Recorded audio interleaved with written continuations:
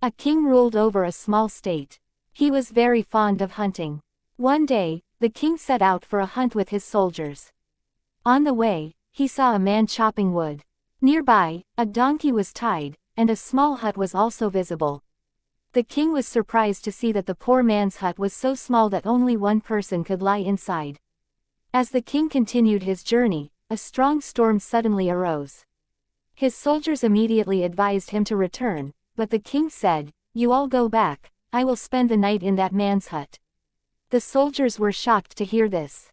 One of them said, "Your Majesty, that hut can barely accommodate one person. Please return to the palace with us." However, the king was firm in his decision. He said, "Come back here early in the morning. I want to see how a poor man lives his life." When all his soldiers left, the king went to the man's hut. The man was cheerful and hospitable. He warmly welcomed the king and offered him warm milk from his pet goat. Then, he gave the king a dry piece of bread with some onions, which the king managed to eat with difficulty. The man arranged a place for the king to sleep. Since the hut had only one bed, he himself slept outside on the grass near his donkey, while the king slept on the bed. The king could not sleep the entire night because he was used to the soft beds of his palace.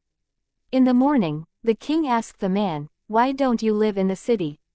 The man replied, "Your Majesty, I don't have enough money to afford the rent in the city, so I am forced to live here."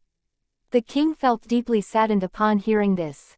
He immediately ordered that a room in the palace be given to the man for free and arranged a monthly allowance for him from the royal treasury. Please